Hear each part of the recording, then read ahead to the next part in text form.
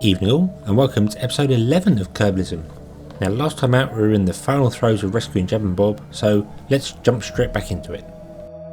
Right, so here we are, 1.5 million kilometres up, just passing Kerbin's radiation belt.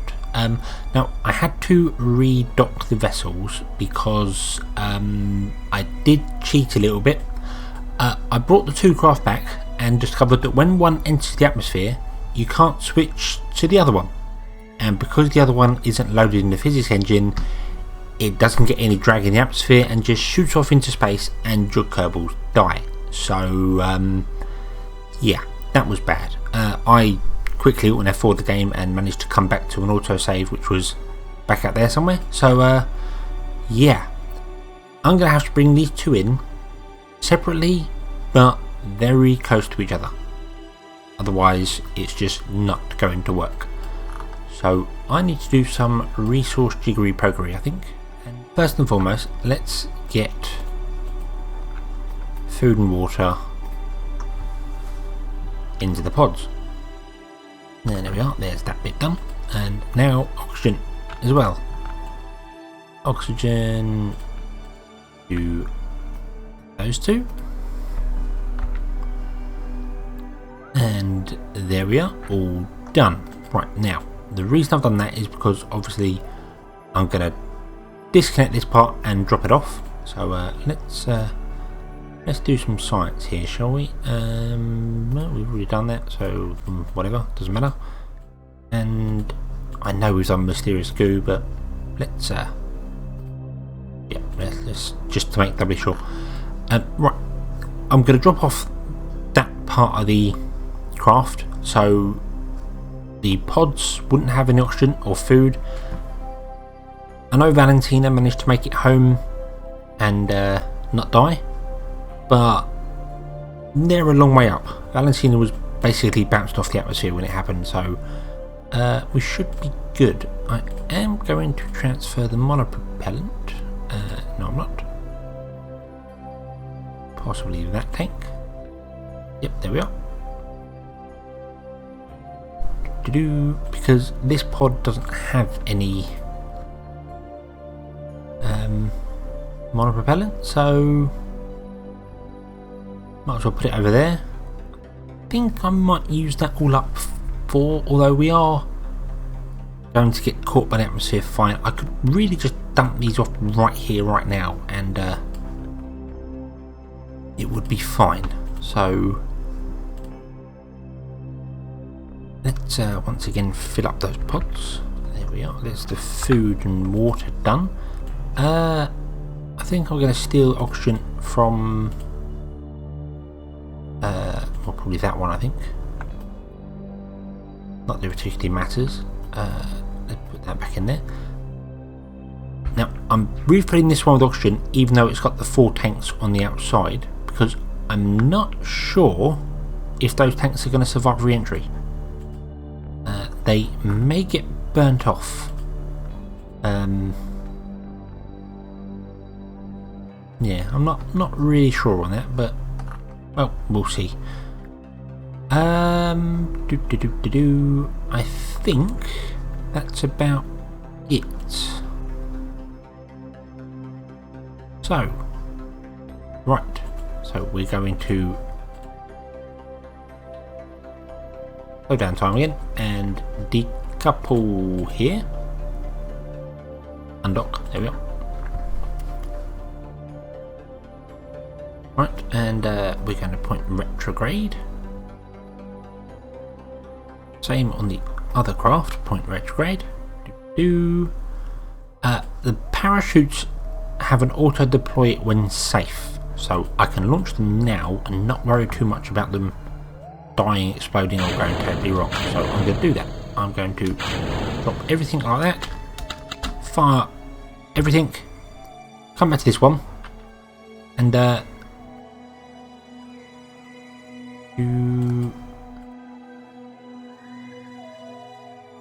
going to fire forward again because yeah, that's what I want. I want to make sure that these are in fact coming down together.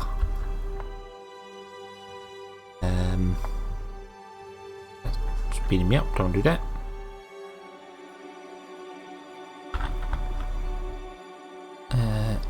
Just want to point out that again.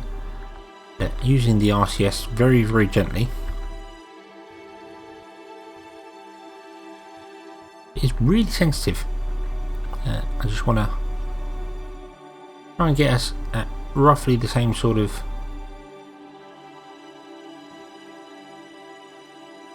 oh, too far, that's too slow.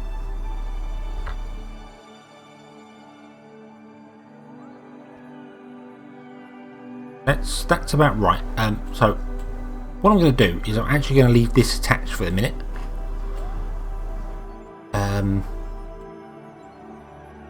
Yeah, I'll leave this attached for the minute until we get down to the atmosphere. Then, well, just before I get to it, I can drop it off and I can make sure with the monopropellant we're still within range.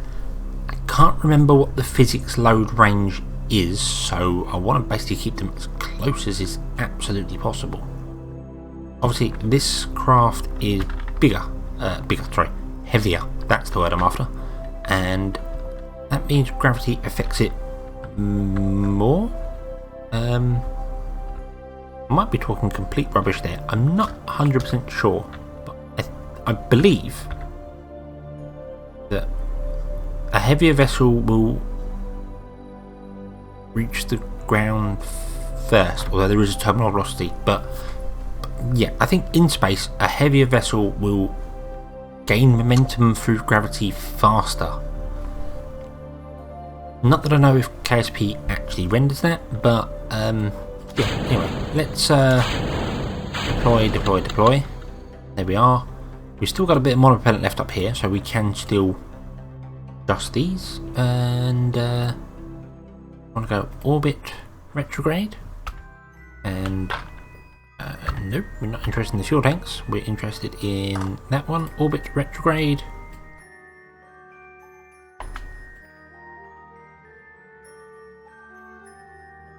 RCS, we want to speed up a bit here.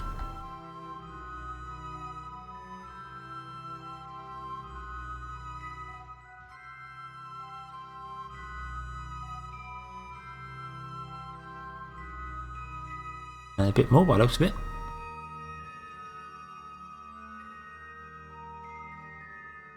Okay, here we are, entering the dark side of the planet.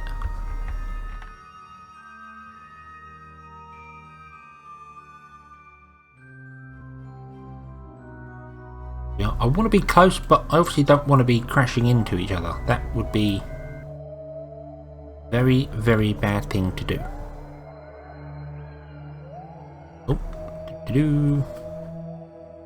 grade retrograde.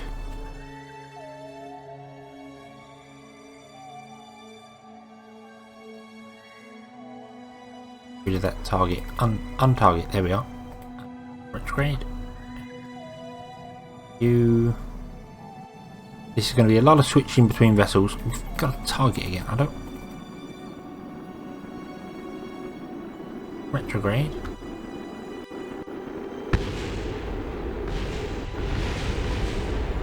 Still trying to target up. I'm not sure what's going on here, but whatever. It doesn't matter.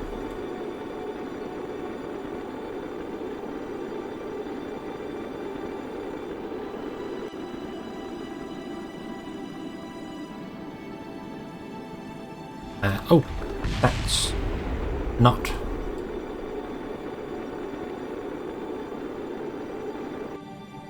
anything important. That is, we want to go retrograde with that. So they're one is slowing down a lot quicker than the other. Not sure why.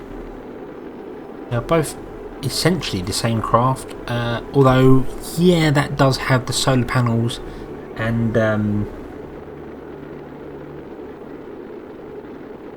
the what are they called, oxygen tanks on it, so perhaps that is getting more drag. On that one we want that. And again, it's got a target. I'm not sure why. I'm just trying to keep both of these set to retrograde. Pretty much all the time, because they can burn up, and they will burn up quite easily, I think.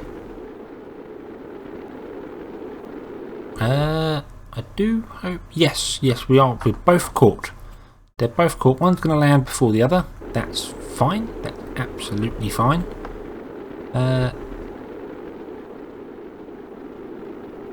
Well, I think we are safe. This is...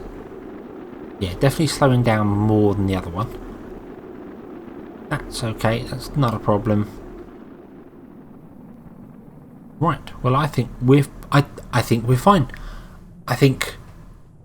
yes, there we are.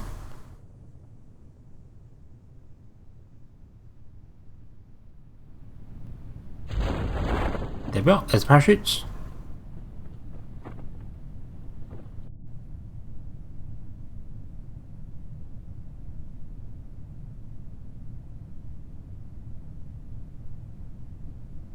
Got your parachutes as well. And I think we are good. Let's turn off the SES and the RCS because they're not needed now. And same for you, turn off the SES.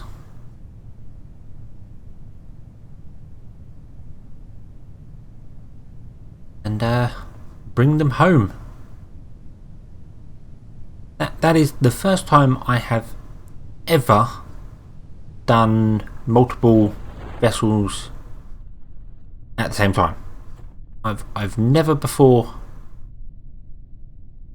had to bring two ships home so close before, but well, it worked. This one's upside down for some reason. Oh yeah, because the parachutes are on the bottom. But yep.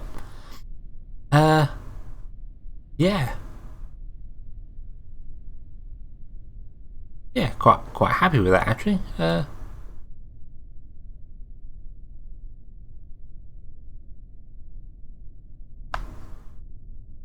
You're at 30, you're coming down. Yeah, this one will be down first. Oh, there we are, we're down. Ah, of course, I've got physics running. Oh, that could have been extremely painful. Using time warp when coming down. I remember it used to break parachutes when they deployed. But, well, yeah, now you can even land with time warp on and not worry about it. But not really something you should do. It's dangerous. Never provoke the Kraken.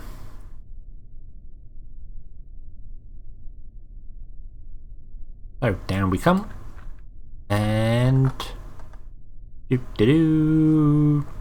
touchdown. There we are. Jebediah and Bob, you are back. And Lisa and Bill, you are back. So let's recover the vessel. There we are with science from Minmus. Gathered from all around it. Of course, now we've upgraded the research centre, we'd have to go back and really grab a taste of that ice cream. Right, there we are. Ah, Jeb and Bob have both advanced to level 2. Excellent. I'm not sure what that allows them to do, but they've done it nonetheless. Right, let's go to the tracking station. Because Lisa and Bill are still on the dark side of the planet. They are laying down on the job, but they deserve it. The rescue crew did their job. It was touch and go and a little bit worrying, but they did it.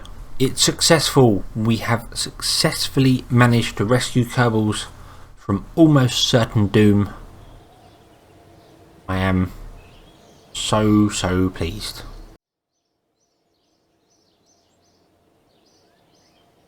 So, after successfully bringing Bob and Jeb home and returning Valentina from orbit, I can actually say, for the first time I think ever in my Kerbal history, I have managed to land on another planet, well, Minmus, another astral body, and return without killing any Kerbals.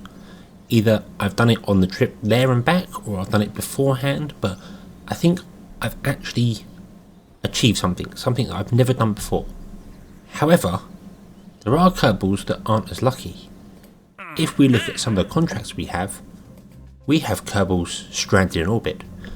Guessing there's another space agency somewhere on the planet throwing Kerbals up there and not really knowing what they're doing. So why don't we try to rescue them? Let's see whether it's possible to rescue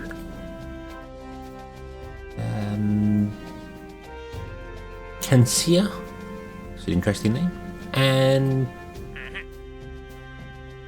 Kundred. These Kerbals have some very interesting names. Very interesting names. Winter Owl Aircraft Emporium. Not sure what an aircraft company is doing, sending people to orbit.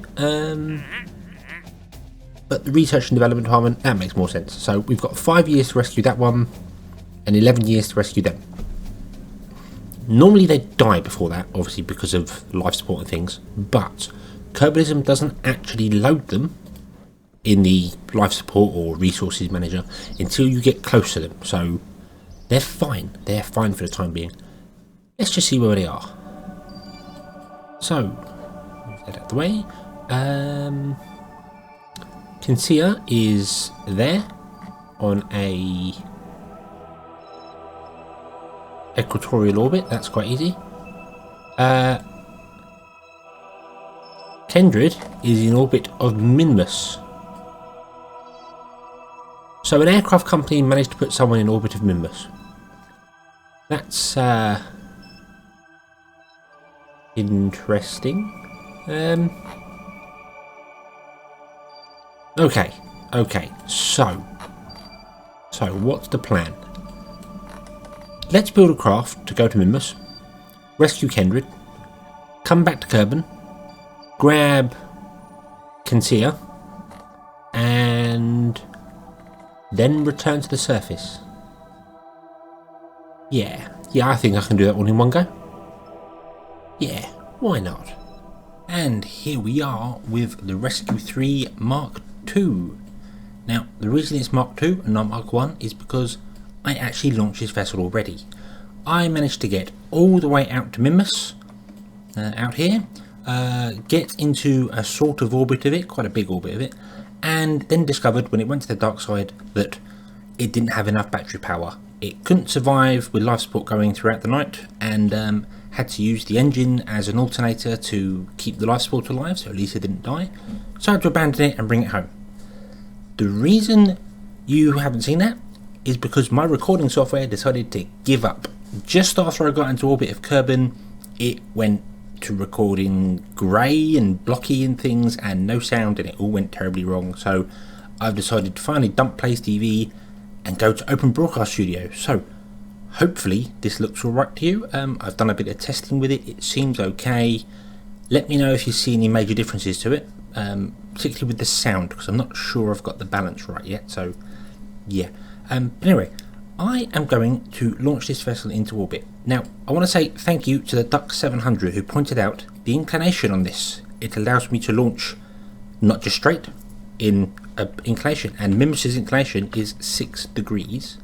And also, as he pointed out, if you wait for Minmus to be sort of the other side, well, not the other side, if you wait for the space center to be level with Minmus's inclination when it crosses over the equator of Kerbal, then that's the best time to launch. I think I'm a little bit late here, but it shouldn't make any difference. So here we then go with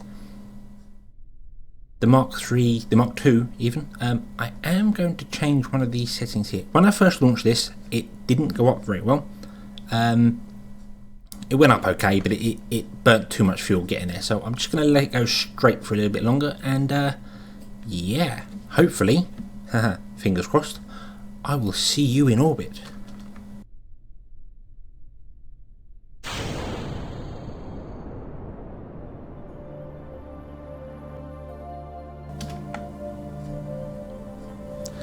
And here we are, up in, well, not an orbit, not anywhere near an orbit yet, but if I have planned this correctly, we should in theory just be able to fire straight out and meet Minmus.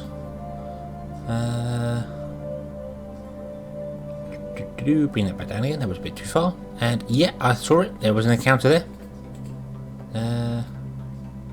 There it is, there's the encounter. Now, I don't think Minmus is actually at a 6 degree periaps. Inclination, sorry. It didn't fire high enough, unless the craft didn't actually lean over enough, I'm not sure.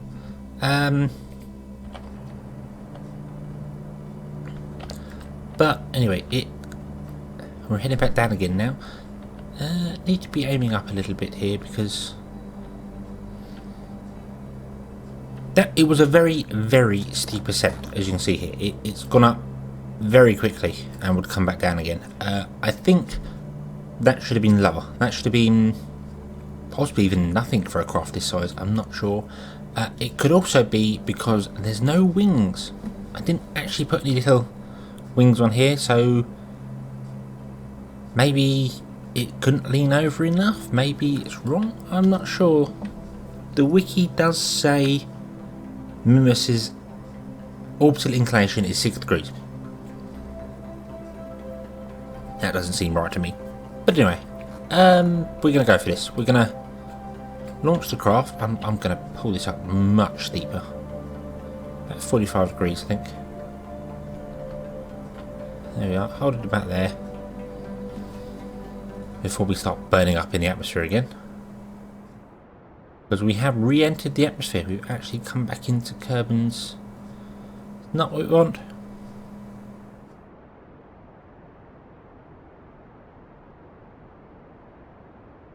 This may be a failed attempt. This may be... I think, yep, I'm going to abandon this. I'm actually going to abandon this right now.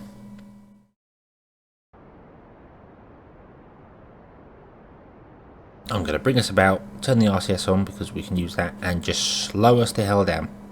And return Lisa to Kerbal.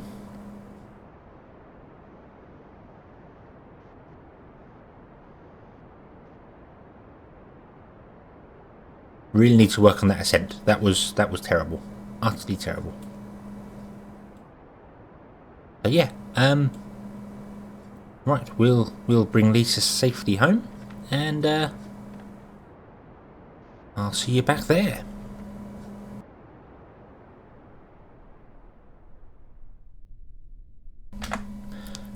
And here we are with the Rescue 3 Mark III. Now, modifications to this are wings at the bottom to allow it to manoeuvre better, hopefully. I've added a antenna up here, there, antenna there, because I did notice she was going to get stressed if I didn't. Although I'm not sure that antenna can actually talk to Kerbal from far out, but hey ho. And I've also rotated the craft 90 degrees so it doesn't have to rotate on launch, it can just go. So, let's set our target as Minmus again, and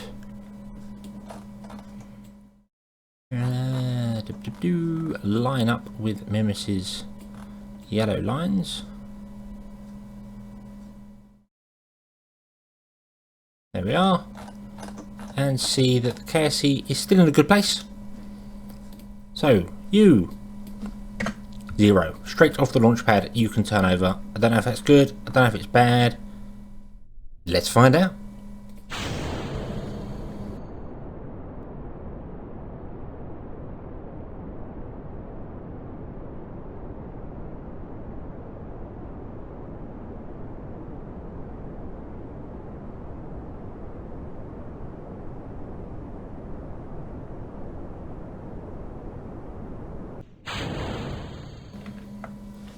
So, it would appear that setting that to 0 causes the craft to go straight up in the air, which is obviously not something we want. So, I am going to turn the craft over, point her pretty much at 90 degrees. I didn't do the inclination as well, damn it. That's going to be over I want to say there somewhere. That's well more than 6 degrees, but it doesn't matter. I'm just going to try and get this craft up into orbit. Our apparatus is still going up, nice and gently. Bring it down to there. Come on. Yeah, I haven't got any big reaction wheels on this. That was probably a mistake. A mistake I make a lot. Always seem to forget about the reaction wheels.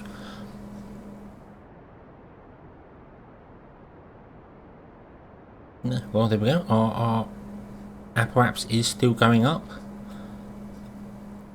Now, this is definitely the worst possible way you can get into orbit. Going straight up, leaning over and firing perpendicular to your orbit, firing at 90 degrees, is a really, really bad idea. Complete waste of fuel. So, don't set that to 0. 0 means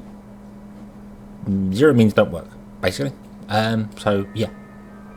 I'm now going to point retrograde. Hopefully keep my apparatus going up. I'd like my time to apparatus to go up as well, actually, because otherwise we're going to meet that and start going down. But we'll see. We'll see. Right, so I am going to have to tilt up a little bit again to try and get my time to apparatus to stabilise a bit. 2.5 seconds, 2.676. That's good. We're okay, I think.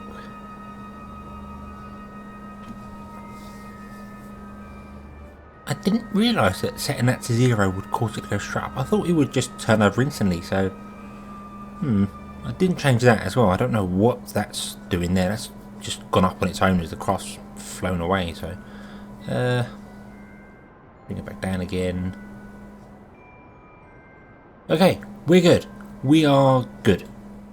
So, in theory, I should just fire the engine permanently here. Wait for that to run out of fuel and start the next stage. There we are. Fire that one. Just keep facing that direction, and in theory, that is much, much deeper than Mimus. But hopefully we should still meet Mimus. It should still be there. I don't think that little sort of half an hour excursion I had before, incursion even, should cause us to miss Mimus. Maybe? I don't know. I don't know. All I know is we're going for it.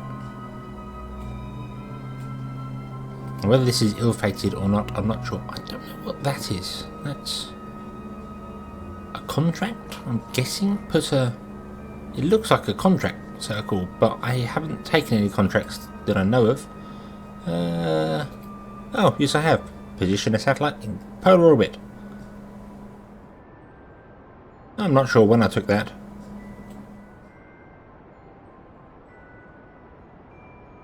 But I will do that. I will definitely do that at some point, actually, because I could put the big high gain antenna on there. Aha! We had an encounter. So, right, we'll get an encounter there, but we're far too low for it to work. Yeah, I fired too late. Mimus had spun round. That little half an hour trip Lisa did put us off target. But anyway, we can correct this. We can. We have the technology. Let's go out to about here.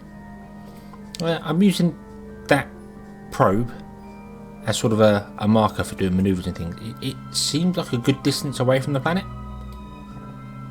I don't know if it is or not, but it seems it. Right, so up and up we go. There we are. Can we get an encounter? Oh, I thought we got an encounter then, did we? No, yes we did. There we are. That will be an encounter with Mimus.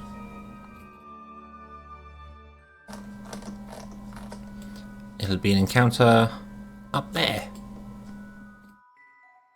Do we want that? No, we don't. we want to bring that down. And we actually want to bring it to the other side of Mimus, if memory serves. Yes, it wants to be that side. And while I carry on playing with those maneuver nodes, it's time to bring this episode to a close. We'll carry on following the rescue mission with Lisa next time, but until then, thank you very much for watching. I hope you've enjoyed this episode, and I hope to see you in the next one. Until then, as always, have fun.